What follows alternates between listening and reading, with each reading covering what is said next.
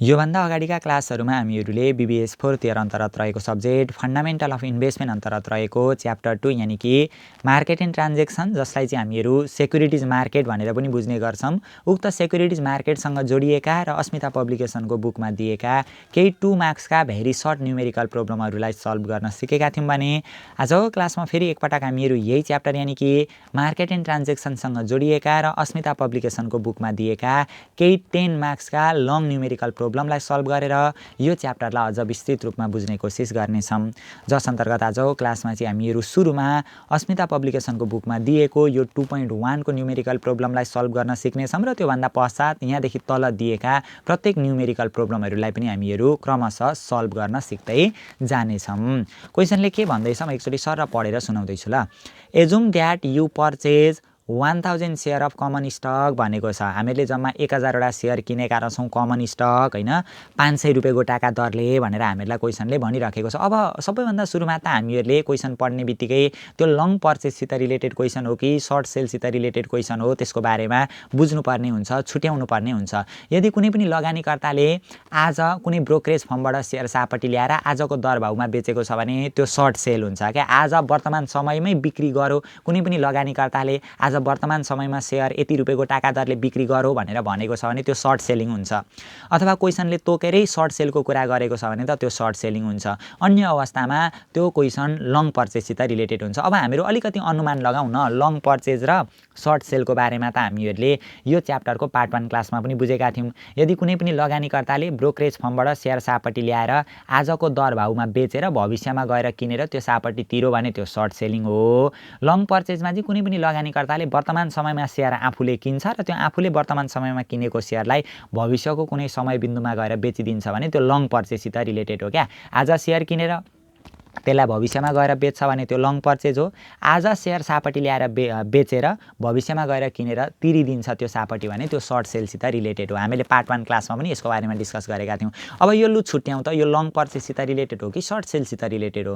क्वेशनले के भन्दैछ, assume that you purchase, हामीले चाहिँ परचेज गर्यौं अरे, मानिलियौं कि हामीले चाहिँ परचेज गर्यौं अरे 1000 वटा शेयर भन्दैछ। अब हामीले परचेज गर्यौंको मतलब वर्तमान समयमा हामीले यो शेयर परचेज गरेछौं, यसलाई चाहिँ भविष्यको कुनै समय बिन्दुमा गएर हामीहरू दिने रछौं भनेर हामीले बुझ्नुपर्ने हुन्छ क्या। 2 महिना 3 महिना पछाडि, 6-7 महिना पछाडि अथवा 1 वर्ष पछाडि आज किनेको शेयरलाई हामीले बेच्ने रछौं भनेर हामीले बुझ्नुपर्ने हुन्छ। त्यही भएर यो चाहिँ लङ पर्चेजसित रिलेटेड हो क्या। आज शेयर किनेको कुरा गर्दैछ नि त, क्वेशनले सर्ट सेल गरो त भनेको छैन, भर्खर किनो भन्ने कुरा गर्दैछ। भर्खर किनो भने यसलाई भविष्यमा गएर बेच्ने भएको कारणले गर्दा यो लङ पर्चेजसित रिलेटेड क्वेशन रहेछ भन्ने कुरा हामीले बुझ्नुपर्ने हुन्छ। अति धेरै सजिलो छ ल, यति साह्रो सजिलो त आउँदैन होला, जस्ट कन्सेप्टलाई अलिकति माथि उठाउनका लागि यस्ता प्रब्लमहरू पनि हामीहरू नछोडिकन गर्छौं। ल गिभन पनि तान्दै जाऊँ, यो लङ पर्चेजसित रिलेटेड रहेछ भन्ने कुरा हामीले छुट्यायौं। अब लङ पर्चेज हो कि सर्ट सेल हो त्यो छुट्याइसके पछाडि क्याश बेसिसको हो कि मार्जिन बेसिसको हो त्यो छुट्याउनु पर्ने हुन्छ।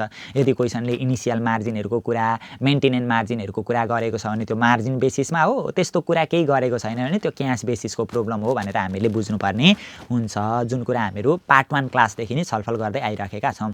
क्वेशनले के भन्दैछ भने assume that you purchase 1000 share भन्दैछ, जम्मा 1000 वटा शेयर खरिद गरेको रहेछ। एन भनेको 1000 वटा शेयर भइहाल्यो हैन। कमन स्टक 500 रुपैयाँको टाका दरले हैन, 500 रुपैयाँको टाका दरले खरिद गरेको रहेछ। सुरुको मूल्य पैँचो ल्याएर सुरुमा बेचे पनि, सुरुमा किने पनि सुरुको मूल्य P0 नै हुन्छ, 500 रहेछ। And sold them 1 year later, 1 वर्ष पछाडि बेचेको रहेछ। Also assume that the stock did not declare dividend भनेको छ। अब शेयरमा लगानी गरिसके पछाडि जेनेरली लाभांश पाइन्छ वर्षको अन्तिममा, तर यहाँनिर चाहिँ कुनै पनि डिभिडेन्डहरू डिक्लेयर गरेको रहेन रहेछ, लाभांशहरू वितरण गरेको रहेन रहेछ, वितरण गर्ने घोषणा पनि गरेको रहेन रहेछ भनेर क्वेशनले भन्दैछ। अनि what would be your rate of return, तपाईको रेट अफ रिटर्न चाहिँ कति हुन्छ अरे भनेर हामीलाई क्वेशनले सोध्दैछ। निकाल्नुपर्ने हामीले के रहेछ, रेट अफ रिटर्न निकाल्नुपर्ने रहेछ। रेट अफ रिटर्न भनेको के हो, आर हामीले निकाल्नुपर्ने यहाँनिर रहेछ। जहाँ चाहिँ के भन्दैछ भने if you sold them at, यदि हामीले त्यसलाई बिक्री गर्यौं अरे, अब 1 वर्ष पछाडि बेचेको कुरा गर्दैछ नि त, सोल्ड देम 1 इयर लेटर, बिक्री गर्नु परेको खण्डमा 1 वर्ष पछाडि हामीहरू बिक्री गर्ने रहेछौं हो, त्यो एजुम्सनमा गर्नु भनेर सुरुमै क्वेशन पोजिसनले हामीहरूलाई भनिराखेको छ 1 वर्षसम्मको पिरियडसम्म चाहिँ हामीहरू होल्ड गरिराख्छौँ, किनेर त्यसलाई नबेचिराखिराख्छौँ भनेर बुझ्नुपर्ने हुन्छ। ल त्यो छोडिदिउँ, 12 बखडा हामीले जानिराख्नु अहिले पर्दैन। नम्बरमा 1 वर्ष पछाडि यदि हामीले ल 600 रुपियाँमा बिक्री गऱ्यौँ भने हो, यस्तो अवस्थामा त्यसको रेट अफ रिटर्न कति हुन्छ हामीले पत्ता लगाउनु पर्ने हुन्छ। अब यहाँनिर इनिसियल मार्जिन, मेन्टेनेन्स मार्जिनहरू केही कुरा गरेको छैन भने यो त क्यास बेसिसको क्वेसन रहेछ भन्ने कुरा बुझिहाल्यो। अब रेट अफ रिटर्न निकाल्नका लागि बेचेको मूल्यमा किनेको मूल्य घटाउनु पर्ने हुन्छ हैन। यदि क्यास बेसिस हो भने पनि डिभिडेन्डको कुरा चाहिँ हुन्छ। ल अहिलेको क्वेसनमा के छ, डिभिडेन्ड छ त छैन। यदि डिभिडेन्ड थियो भने नि लगानीकर्ताको रेट अफ रिटर्न बढ्थ्यो, डिभिडेन्ड अहिले छैन, अनि सुरुको मूल्य P0 ले हामीले भाग गर्नुपर्ने हुन्छ। यही त हो हामीहरूको क्यास बेसिसको रेट अफ रिटर्न निकाल्ने फर्मुला लङ पोजिसनमा हैन। पार्ट 1 क्लास हेर्नुभएको छैन भने यो फर्मुला पनि रटिराख्नु पर्दैन हैन। पार्ट 1 क्लास हेर्नुभएको छ भने चाहिँ फर्मुला पनि रटिराख्नु पर्दैन, हेर्नुभएको छैन भने चाहिँ त्यो हेर्नु होला एकचोटि चाहिँ। यो रेट अफ रिटर्न भनेको P1 - P0 + C1/P0 हुन्छ क्यास बेसिसमा, सकि त हालो हैन। तर सर्ट सेलमा चाहिँ के हुन्छ, सुरुमै बेच्ने हो P0, पछि किन्ने हो P1, अनि माइनस वास्तविक मालिक हामीहरू होइनौँ, अरूनीबाट पैँचो ल्याएर हामीले बेचेको हुन्छ, त्यही भएर डिभिडेन्ड चाहिँ घट्छ क्या। जो वास्तविक मालिक हो त्यसलाई डिभिडेन्ड बुझाउनु पर्ने हुन्छ। डिभिडेन्डले रेट अफ रिटर्न घटाउँछ सर्ट पोजिसनमा, तर लङ पोजिसनमा चाहिँ जो लगानीकर्ता हो त्यसले आफैले सुरुमै किनिसकेको भएको कारणले गर्दा डिभिडेन्डको पैसा कसले पाउँछ, लगानीकर्ताले पाउँछ। कति सजिलो, P1 भनेको बेचेको मूल्य कति दिएको छ, यहाँ 600 दिएको छ, P0 भनेको सुरुको मूल्य 500 दिएको छ, C1 भनेको डिभिडेन्ड छैन, कुनै पनि डिभिडेन्ड डिक्लेयर गरौँ भनेको छैन, सुरुको मूल्य भनेको 500 हो, इन्टु 100 नगर्दा पनि हुन्छ। ल अन्तिममा गएर गरिदिँदाखेरि पनि केही फरक पर्दैन। अब 600 मा 500 घटाउँदा 100 लाई यसले भाग गर्दा 0.20 20% आउने रहेछ। ल 20% नाफा हुने रहेछ। यदि आज 500 रुपियाँमा किनेर 1 वर्ष पछाडि गएर 600 रुपियाँमा बिक्री गर्दाखेरि कति प्रतिशत फाइदा हुँदो रहेछ, 20% फाइदा हुँदो रहेछ भनेर हामीले यसरी निकाल्न सक्छौँ। यो नम्बरको काम छैन। ल यो पर सेयर डाटाबाट हामीले नि एउटा सेयरको मूल्यलाई आधार बनाएर यसरी रेट अफ रिटर्न निकाल्न पनि सक्छौँ। अब पुरै नम्बरको आधारमा पनि निकाल्न सक्छौँ। जस्तै यो P1 छ नि, N * P1 अनि N * P0, N * C1, फेरि N * P0, त्यो नम्बरले गुणा गरिराख्नु पर्दैन क्या। किन झ्याउ तरिकाले गर्नु, यसरी सिम्पल तरिकाबाट हामीहरू गर्न सक्छौँ। ल पर सेयरको डाटालाई आधार बनाएर, पर सेयरको प्राइसलाई आधार बनाएर त्यसरी सिम्पल रूपमा हामीले गर्न सक्छौँ। अझै के भनेको छ, यदि 600 रुपियाँमा बेच्दाखेरिको कन्डिसनमा हामीले रेट अफ रिटर्न निकाल्यौँ। अब 600 रुपियाँमा नबेचेर हैन, यदि 500 रुपियाँमा बेच्यो भने चाहिँ के हुन्छ त रेट अफ रिटर्न, नाफा हुन्छ कि घाटा हुन्छ कि अथवा केही हुँदैन, निकाल्नुपर्ने हुन्छ। फेरि यहाँ पनि रेट अफ रिटर्न निकाल्नका लागि P1 - P0 प्लस यदि डिभिडेन्ड आएको छ भने त्यो जोडिन्छ, सुरुको मूल्य P0 ले भाग गर्ने, अन्तिममा 100 ले गुणा गर्दा हुन्छ। ल सुरुमा फर्मुलामा लगाइराख्नु पर्दैन। P1 भनेको अहिले यदि 500 रुपियाँमा बिक्री गऱ्यो अरे 1 वर्ष पछाडि, सुरुमा किन्दाखेरि त 500 रुपियाँमै किनेको थियो, डिभिडेन्डहरू केही पनि छैन, सुरुको मूल्य भनेको 500 गर्दाखेरि माथि त 0 भइहाल्यो, 0 लाई 500 ले भाग गर्दाखेरि कति हुन्छ 0% हैन। 0 लाई त पर्सेन्ट नदिँदाखेरि पनि हुन्छ, नाफा घाटा केही हुँदो रहेन रहेछ। सुरुमा 500 मा खरिद गरेर अन्तिममा पनि 500 मै बिक्री गर्यो र त्यहाँबाट केही डिभिडेन्डहरू आएको छैन भने रेट अफ रिटर्न कति हुँदो रहेछ, 0 हुँदो रहेछ भनेर हामीले निकाल्यौँ। फेरि P1 दिएको छ हामीलाई ₹400 दिएको छ हैन P1। अब यहाँबाट पनि रेट अफ रिटर्न निकाल्नु पर्यो, P1 - P0 प्लस C1 का मुनि के गर्नु पर्यो, P0 गरिदिने। P1 भनेको अब 400 रुपियाँमा बिक्री गर्यो अरे मानिलिउँ, सुरुमा किन्दा 500 मा किनेको थियो, यहाँबाट कुनै डिभिडेन्ड आउने आशा छैन। P0 भनेको सुरुको मूल्य भनेको त 500 हो, गर्दा -100 का मुनि 500 गर्दाखेरि -0.20 भनेको कति आउने रहेछ, -20% घाटा हुँदो रहेछ क्या। जस्तै आज 500 रुपियाँमा किनेर 1 वर्ष पछाडि 400 रुपियाँमा हामीले बेच्यौँ र त्यहाँबाट डिभिडेन्डहरू केही आएको छैन भने लगानीकर्तालाई 20% घाटा हुँदो रहेछ भनेर हामीले यसरी निकाल्नुपर्ने हुन्छ। र यति साह्रो सिम्पल क्वेसन त एक्जाममा नआउला, तर बेसिक कन्सेप्चुअल कुरा बुझ्नका लागि पनि यस्तो क्वेसनले धेरै हेल्प चाहिँ हामीहरूलाई पुर्याउँछ। प्रब्लम 2.1 भयो। अब प्रब्लम 2.2 मा हामीहरू जान्छौँ। ल 2.2 मा गर्दै जान्छौँ। क्वेसनले के भनेको छ भने assume that you purchase ABC company stock at 200। अब हामीले खरिद गऱ्यौँ भन्दैछ क्या। अब हामीले अनुमान लगाउनु पर्यो क्या, खरिद गरेको कुरा गरिराखेको छ भने यो लङ पर्चेजसित रिलेटेड हो, किनभने खरिद गरौँ भन्ने कुरा गर्दैछ भने आज वर्तमान मूल्यमा खरिद गरेर त्यसलाई भविष्यमा गएर बिक्री गर्ने रहेछ भन्ने कुरा हामीले बुझ्नुपर्ने हुन्छ। मानिलिउँ कि तपाईँले खरिद गर्नुभयो अरे ABC कम्पनीको स्टक, ABC कम्पनीको सेयर 200 रुपियाँको टाका दरले भन्दैछ क्या। सुरुको बिगिनिङ प्राइस हामीलाई दिएको छ नि, पर्चेज प्राइस हामीलाई कति दिएको रहेछ 200, तपाईहरुले लेख्दाखेरि पर्चेज प्राइस P0 कति लेखिदिने 200 लेखिदिने। अनि the company paid a dividend 20 per share, यो कम्पनीले चाहिँ डिभिडेन्ड पनि वितरण गर्यो अरे। डिभिडेन्डलाई चाहिँ क्याश डिभिडेन्ड भन्छ क्या, त्यही भएर डिभिडेन्डलाई D1 ले डिनोट गर्दाखेरि पनि हुन्छ डिभिडेन्डको D हैन, अथवा क्याश डिभिडेन्ड भनेर त्यसलाई C1 ले डिनोट गर्दाखेरि पनि हुन्छ क्या, क्याश डिभिडेन्ड भन्छ नि त क्याशको C, त्यही भएर C1 ले डिनोट गर्दाखेरि पनि हुन्छ। यो करेन्ट इन्कम हो क्या। डिभिडेन्डहरु हैन, यदि बोन्डहरुमा लगानी गरेको छ भने त्यहाँबाट आउने इन्ट्रेस्टहरु हाम्रा लागि करेन्ट इन्कम भएको कारणले गर्दा त्यो करेन्ट इन्कमलाई C1 ले डिनोट गरिन्छ ल जेनेरली। 20 रुपैयाँ दिएको रहेछ ₹20 भनेर यसरी लेखिदिने हैन।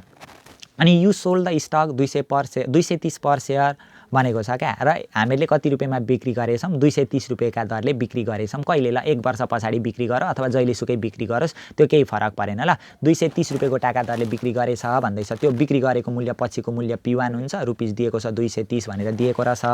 र यहाँबाट what is the rate of return भन्दैछ, निकाल्नु पर्ने हामीले rate of return R = what हो। अब यो रेट अफ रिटर्न निकाल्नका लागि बेचेको मूल्यमा किनेको मूल्य घटाउने, त्यहाँबाट आएको डिभिडेन्ड जोड्ने, डिभाइडेड बाइ केले P0, किनभने यो लङ पोजिसन हो, शेयर पर्चेज गरो भन्ने कुरा गर्दैछ, सर्ट सेलको कुरा गरेको त छैन। आज यति रुपैयाँको टाका दरले बिक्री गरो भनेको थियो भने क्वेशनले भनेको हुन्छ नि, त्यति त हामीहरु देख्ने बित्तिकै अनुमान लगाउन सक्छौं नि त हैन। जस्तै तपाईले आज 230 रुपैयाँको टाका दरले बिक्री गर्नुभयो भनेर तोकेरै भन्यो भने, अथवा कुनै पनि लगानीकर्ताले आज 400 रुपैयाँको टाका दरले बिक्री गरो भनेर क्वेशनले तोकेरै भनेको छ भने आज बिक्री गरेको कुरा गर्दैछ भनेदेखि त्यो सर्ट सेल हुन्छ क्या। कोहीबाट पैँचो ल्याएर अथवा ब्रोकरबाट पैँचो ल्याएर आजको दरभावमा शेयर बिक्री गरेको रहेछ भन्ने कुरा हामीले बुझ्नुपर्ने हुन्छ, अथवा तोकेरै सर्ट सेल पनि भनेको हुन्छ नि त। तर यो चाहिँ के रहेछ, लङ पर्चेज रहेछ, किनभने पर्चेज गरेको कुरा गर्दैछ हैन।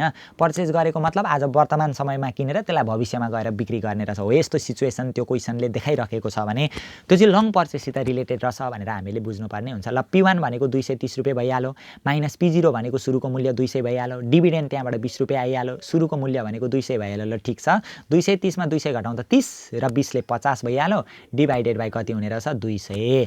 50 का पनि 200 भनेको कति आउँछ 25, 0.25 अथवा कति पर्सेन्ट रहेछ 25% भनेर यसरी हामीले गर्नुपर्ने हुन्छ। 25% फाइदा हुँदो रहेछ क्या डिभिडेन्डहरु सबैलाई एडजस्ट गर्दाखेरि भनेर हामीले यसरी निकाल्नु पर्ने हुन्छ। अप्ठ्यारो असजिलो गाह्रो भन्ने कुरा यो कहीँ आउँदैन क्या, यो सब्जेक्टै भरि कुनै च्याप्टरै भरि कहीँ केही नै छैन क्या। यति साह्रो जोतको छ नि, गर्दै जाँदा त्यो हाँस उठ्दै जान्छ क्या, लाज पो लाग्न थाल्छ 1-2 दिनमा त। अर्को क्वेशन, लाज लागे पनि गर्नु त पर्छ नि यो क्वेशन हैन, गर्न चाहिँ गरिरहौं। 2.3 मा के भन्दैछ भने एजुम यो सक्यो है, फेरि यो कतिखेर सकिन्छ भनेर हेरिराख्नु भएको होला। यो क्वेशन सकिसक्यौं है, हामीले एन्सर निकालिसक्यौं, रेट अफ रिटर्न मात्रै भनेको थियो। 3 मा के भनेको छ भने assume you want to purchase 100 share, wants to purchase भनेको तपाईले खरिद गर्न खोजिराख्नु भएको छ भन्दैछ क्या क्वेशनले। कतिवटा शेयर खरिद गर्न खोजिराखेका छौं, 100 वटा शेयर खरिद गर्न खोजिराखेका छौं। अब खरिदको कुरा गर्न खोज्दैछ नि, अब खरिदको कुरा गर्दैछ भने आज वर्तमान समयमा हामीले 100 वटा शेयर किन्ने रहेछौं, कतिका दरले 40 रुपैयाँको टाका दरले किन्ने रहेछौं भन्ने बित्तिकै यो लङ पर्चेजसित रिलेटेड भयो क्या।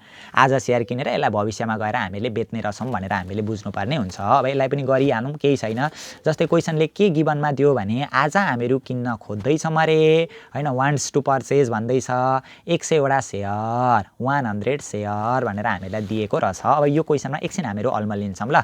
कति रुपैयाँको टाका दरले assume you want to purchase 100 share of stock ₹8.40 per share भन्दैछ क्या, 40 रुपैयाँको टाका दरले, त्यही भएर रुपीज कति हुने रहेछ 40 भयो यहाँनिर हैन।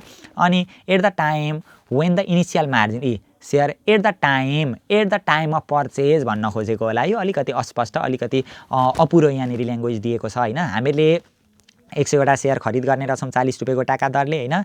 एट द टाइम भनेको अब त्यही टाइममा भन्न खोजेको होला, ठिकै छ जे भने पनि। At the time of purchase when the initial margin requirement भनेको छ नि, इनिशियल मार्जिन यो लङ पर्चेजसित रिलेटेड रहेछ, किनभने आज शेयर किन्ने कुरा गर्दैछ।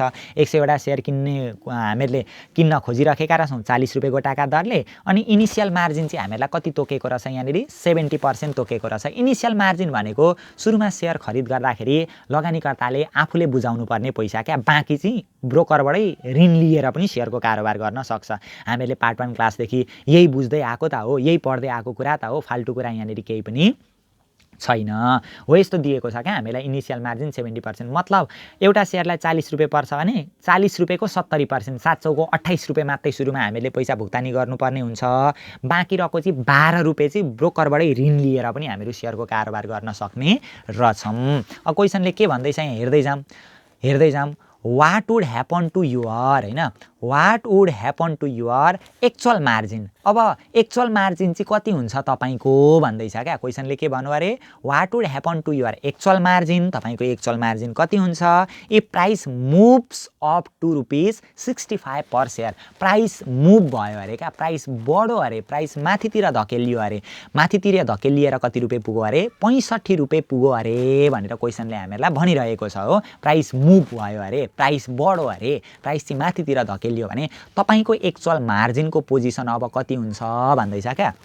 जस्तै अब एक्चुअल मार्जिनको कुरा पनि हामीहरू अलिकति बुझिहालौँ होइन। एक्चुअल मार्जिन कति हुन्छ भनेर क्वेसनले भन्दैछ।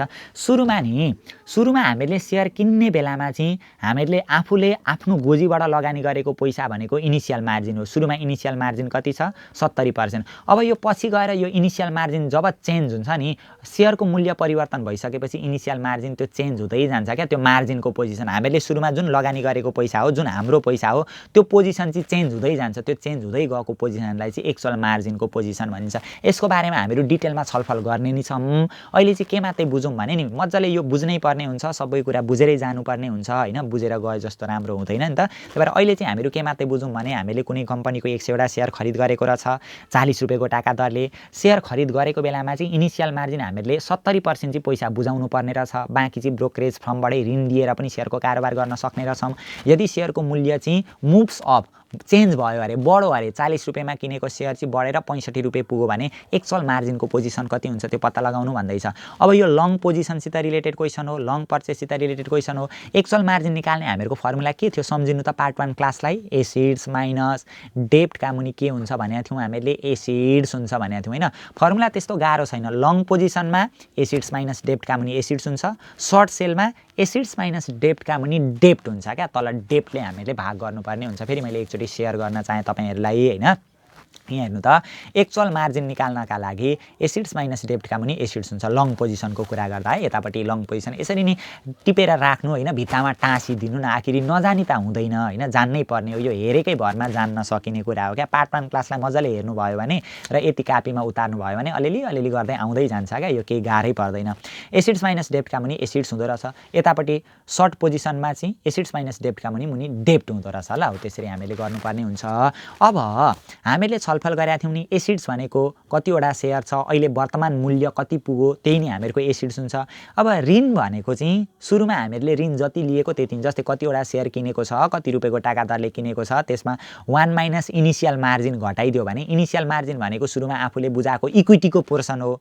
जम्मा एक भागमा इक्विटी घटाइदियो भने बाँकी डेप्ट आउँछ क्या। यो कुरालाई पार्ट 1 क्लासमा हामीले डिस्कस गरेका थियौँ। जति सक्दो हुन्छ छिटो पार्ट 1 क्लास चाहिँ एटेन्ड गरिदिनु होला ल, अनि मजाले बुझिन्छ क्या। कति एउटा क्लियरनेस आउँछ क्या हामीहरूमा हिसाबको बुझाइप्रति। अब यहाँ हेरौँ है, एसिड्स भनेको के रहेछ n इन्टु P1 भन्ने रहेछ। ल, n भनेको कति रहेछ 100 रहेछ, P1 भनेको मूल्य कति रहेछ 65 रहेछ, अनि n भनेको 100वटा सेयर, P0 भनेको सुरुमा 40 इन्टु 1 माइनस इनिसियल मार्जिन भनेको 0.70 छ होइन, whole divide by n into P1 भनेको 100 इन्टु 65 हुने रहेछ। यसरी गर्ने क्या। के छ र, कति सजिलो 6500 आउने रहेछ, माइनस यो कति आउने रहेछ, यो सबै एकैचोटि गर्दा भइहाल्यो नि, 100 इन्टु 40 होइन, 100 इन्टु 40 इन्टु 1 मा 0.70 घटाउँदा 0.30 गर्दाखेरि 1200 आउने रहेछ हो।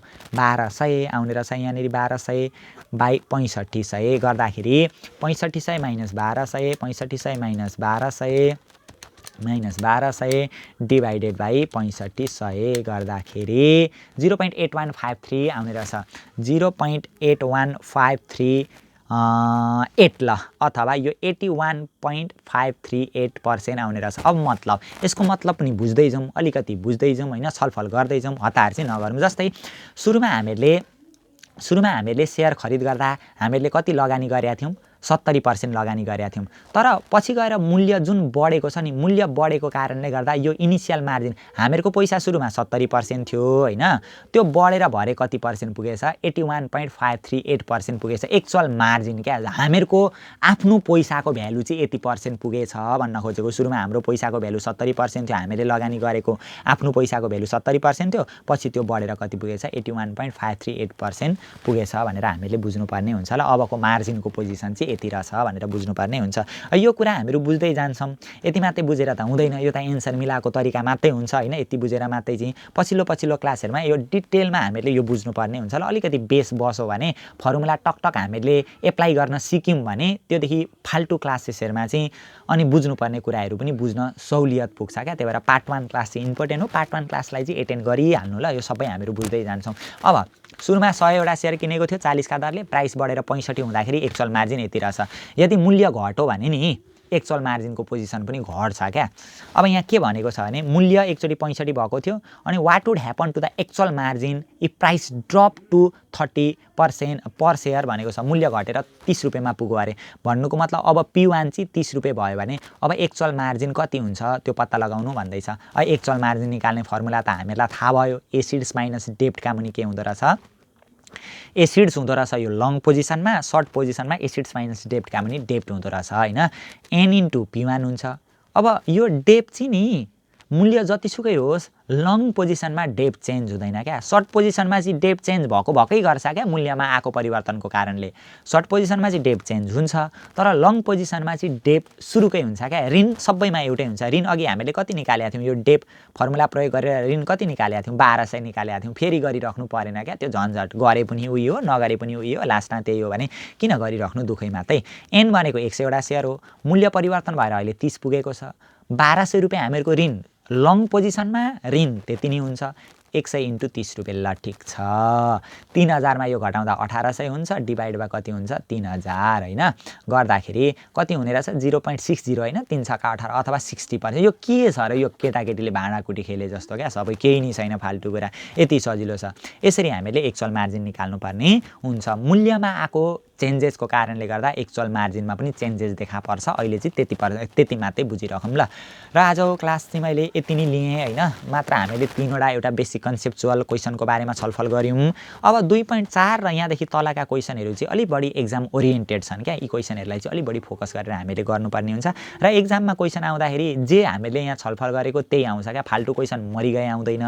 सबै क्लास एटेन्ड गरेका छौँ भने प्र्याक्टिस पनि गर्नु पर्दैन, तर सुरु लेभलदेखि नै हामीले सबै क्लास चाहिँ एटेन्ड गरेको हुनु पर्यो क्या। त्यति गरियो भनेदेखि चाहिँ एक्जाममा जस्तो सुकै बङ्ग्याएर दिए पनि बङ्ग्याउने ठाउँै हुँदैन क्या। जेसुकै दिए पनि हामीहरू चुटकी भरमा प्रत्येक न्युमेरिकल प्रब्लम मिलाउन सक्ने अवस्थामा पुग्छौँ र आगामी आउने क्लासमा चाहिँ हामीहरू 2.4 र यहाँदेखि तलका प्रत्येक न्युमेरिकल प्रब्लमहरूलाई सल्भ गर्दै जानेछौँ।